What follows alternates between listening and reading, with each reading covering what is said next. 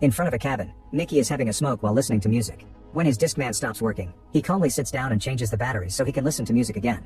He also decides to check inside the cabin, only for his friend Ben to suddenly come out telling him to run.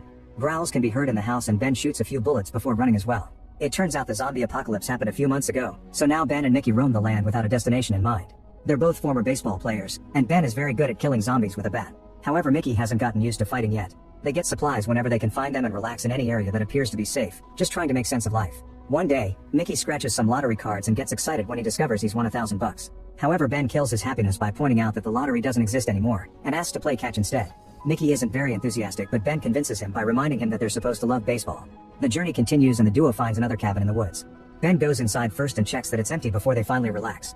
Since there's nothing useful in the house, Ben decides to go fishing to catch something for dinner.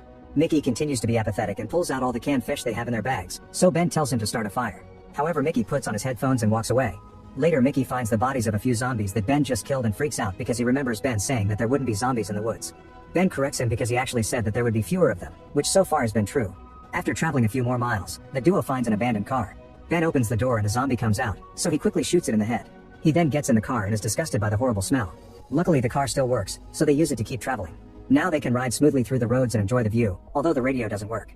One afternoon, Mickey remembers a girl he used to date and convinces Ben to go to her house. While Ben checks for zombies, Mickey listens to his ex's music and sniffs her panties. He ends up taking those panties and her perfume. In the garage, Ben finds some useful tools and a pair of walkie-talkies. Mickey also finds toothbrushes and they can finally clean their teeth after a long while. Afterward, Ben modifies the back seat of the car and creates an open space that they fill up with sheets and pillows. Mickey wants to stay in this house, but Ben refuses, so an argument ensues.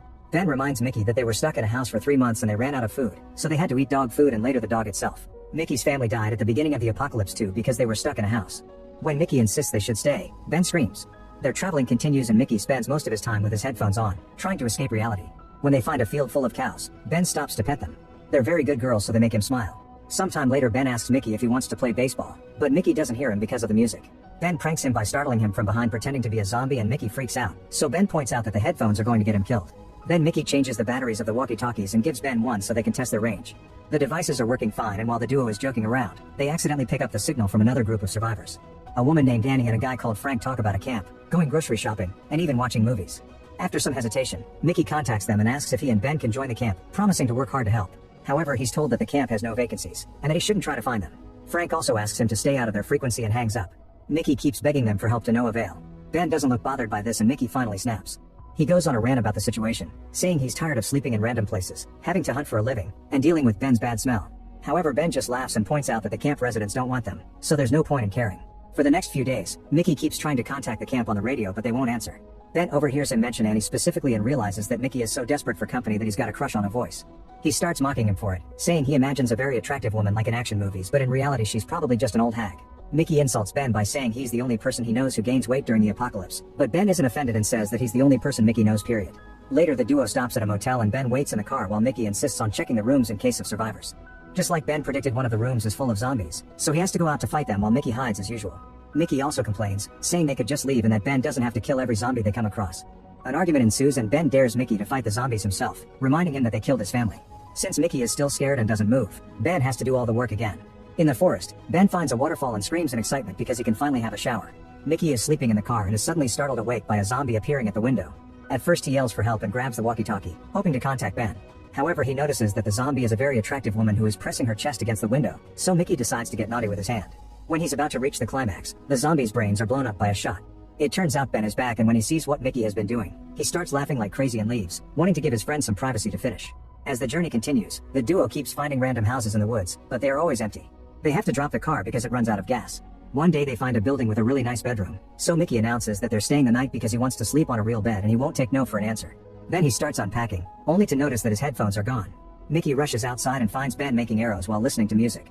When Mickey asks for his Discman back, Ben refuses to give it to him, saying that if Mickey wants to sleep inside a room with not much chance of escaping, then he can't be distracted. Ben is tired of having to fight for both of them and wants Mickey to have a wake-up call. Mickey pouts like a kid and throws the arrows to the ground in protest. During dinner, Ben teases Mickey for what happened in the car with the zombie girl, but Mickey ignores him and goes to the bedroom. He tries the walkie-talkie one more time and to his surprise, Annie answers. She says she'll get in trouble for talking to him and explains that the camp isn't as good as he imagines. Mickey insists he wants to go anyway since it'd still be better than sleeping in a tree. He also shares that he and Ben didn't really know each other and just were together on the team when the tragedy happened. Annie thinks Mickey whines too much and hangs up. Meanwhile, Ben listens to music and dances in the living room while drinking. Suddenly he hears some weird noises and goes to investigate. After taking care of the issue, he finds Mickey still sleeping like a baby, and Ben is so tired of him not caring about the danger they're constantly in that he decides to play a prank. He leaves the bat on the bed and goes to the woods where he checks on a zombie he captured earlier. Ben drags the zombie to Mickey's room and yells at him to wake him up before locking the door. Mickey desperately yells for help, but Ben tells him he has to learn to defend himself. After lots of struggle, Mickey finally kills the zombie with the bat. Ben opens the door and is proud of him, but Mickey furiously jumps on his friend and punches him a few times before leaving. In the woods, Ben finds Mickey having a breakdown. Mickey tells him about his conversation with Annie and Ben brings him back to the house. After they wash up, Ben tries to cheer Mickey up with baseball and some funny voices. He also reminds him that Annie was just a voice on the radio. From then on, Mickey starts paying more attention and helps around. He goes fishing and doesn't listen to music as often so he and Ben can chat. When they find an orchard, they get to eat lots of apples and play baseball with them. Eventually they find 2 cars, so they try to take the gas from one to refill the other one. Mickey notices that the engine is hot, meaning the drivers must still be around. Ben yells hello but nobody answers, so he decides to take the gas anyway. Suddenly Jerry surprises Mickey from behind and takes him hostage with a knife as he asks for the car keys, saying he needs to go to Arizona. Ben pulls his gun out and explains that he doesn't have the keys. He also doesn't believe that Jerry will hurt Mickey. He points out there's probably nothing in Arizona and Jerry has no reason to do this. Jerry starts ranting about a group of people who made him work through the winter with the promise of a gun, gas, and food for him to go home in the spring, but they didn't keep their word. He refuses to explain who they are though. When Jerry threatens Mickey again, Ben puts the gun down and tells him that the keys are in the car. Jerry lets go of Mickey and gets in the vehicle, only for Ben to reveal that the keys are in his pocket. A furious Jerry insults him and tries to run away, but Ben follows him and shoots him down. Mickey calls Ben out for killing a normal human and Ben claims self-defense, so an argument ensues. At that moment another car arrives and Ben pulls out his gun again. A female voice explains she only came for her other car and everyone agrees to behave. The woman and her bodyguards start filling the abandoned car's tank while asking questions about Jerry. Ben tells them what happened and the woman says they did the right thing because Jerry was a thief. When the strangers are about to leave, Mickey finally recognizes the voice and realizes that this is Annie. She responds by shooting Ben in the leg and scolding Mickey for not letting the matter go. She takes Ben's keys and throws them in the middle of the field so they can't follow them, and she says that if she sees them again, she'll kill them both. After Annie and her bodyguard leave, Mickey looks for the keys to no avail. Ben can't help because of his wounded leg and tells him to rest for now since it's getting dark. In the middle of the night, the boys are awakened by a weird noise. They turn on the lights and discover a horde of zombies approaching their car. Mickey wants to run away and leaves the car, but Ben can't move because of his leg so Mickey is forced to go back. The next morning, the guys are still trapped in the car because the zombies are surrounding them. Mickey tries to cope by listening to music, but it isn't enough to cover the noise. Ben opens the sunroof and fires his gun, but he can't kill enough zombies to scare them and has to close the sunroof quickly before the creatures reach inside.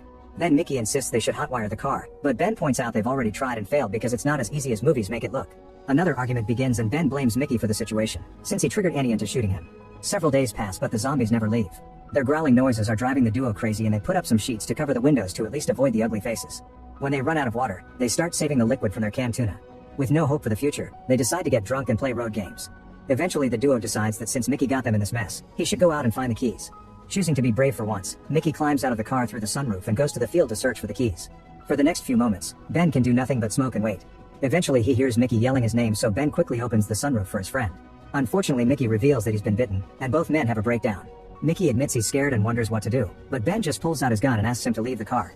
When Mickey refuses to move because he wants a chance, Ben shoots to kill him and yells in grief. Afterward Ben sends a message to Annie, blaming her for Mickey's death and promising to kill her if he ever finds her. He keeps surviving inside the car for several days and finds it ironic how he went from being stuck in a house for 3 months only to now being stuck in a vehicle. Eventually he gets tired of living like this and decides it's time to try to survive outside again. He puts on Mickey's headphones and walks down the road while a horde of zombies follow. My brother went missing for 7 years. Yesterday, he walked into my house like nothing happened. And he wasn't alone. My brother Adam disappeared 7 years ago. No goodbye, no fight, no explanation. One day he was sitting on the couch eating cereal and complaining about his job. And the next morning, he was just gone. His car was still in the driveway. His wallet was still in the kitchen drawer.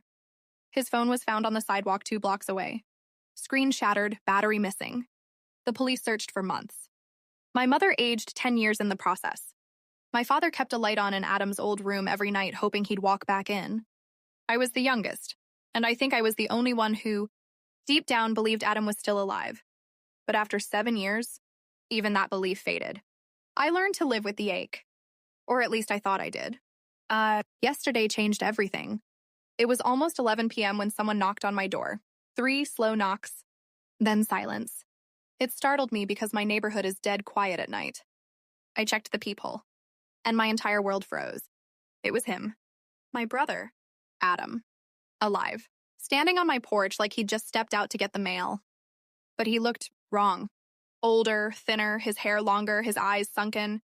He was wearing clothes I'd never seen before, dark, mismatched, like he'd grabbed them from strangers. And behind him stood a girl, about 10 years old, holding his hand tightly. She stared at the ground, not moving. I opened the door slowly. "Adam?" I whispered. He smiled, but it wasn't the smile I remembered. It looked practiced, choreographed, like someone told him what a smile is supposed to look like, but he didn't fully remember. "Hey, little sis," he said. My whole body shook. I didn't hug him. I didn't scream. I didn't cry, because something in his voice was off. It was calm, too calm, emotionless, the kind of calm that felt dangerous. Can we come inside?" he asked. I hesitated. He noticed. "This is my daughter," he added, gently pushing the girl forward. "Her name is Maya." The girl finally looked up, and that's when I felt my heart crack. She had Adam's eyes, his exact same green eyes, even the same shape. But she wasn't born when he disappeared. She couldn't be more than 10. And he had been gone for 7 years. The math didn't add up. Still shaking, I stepped aside and let them in. Because what else do you do in a moment like that? Inside, he sat at the dinner table. Not like a guest, but like someone who had lived here with me for years. Like he knew where everything was. Like nothing had changed. He kept looking around with this strange familiarity. Like he was checking to see if I had moved something. That's when the girl whispered, "Do they know?" Adam squeezed her hand and shook his head. "We won't talk about that right now," he said. Then he looked at me. "I know you have questions." I finally found my voice. "Where have you been?" He smiled again. That wrong rehearsed smile. "I was away. Adam, we thought you were dead." "I know, I'm sorry." "That's it?" "I was away and I'm sorry." 7 years, Adam. He didn't flinch. He didn't get emotional. He didn't even look guilty. He just said, "I didn't leave by choice." Something cold washed through me. "What does that mean?" I asked. He looked at the girl again, and she nodded, almost giving him permission. I'm not supposed to tell you," he whispered, "but I need your help." "Help with what?" "Help hiding? Help running? Help protecting the girl?" Before I could ask, Maya, this quiet, strange, pale kid, walked to the window and pulled the curtain slightly to the side. "They followed us," she whispered. My stomach dropped. I ran to the window. There was nothing outside. I turned back toward her. "Who followed you?" She didn't blink. "People who look normal, but they aren't." "Maya!" Adam interrupted sharply.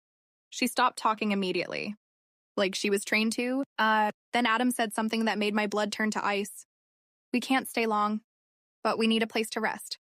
Just for tonight." "And then what?" I asked. "Then we disappear again." My voice cracked. "Adam, you can't just come back and leave again. Not after 7 years." He lowered his head.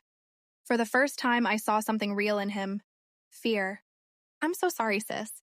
I never wanted to drag you into this." He stood up. "We'll go."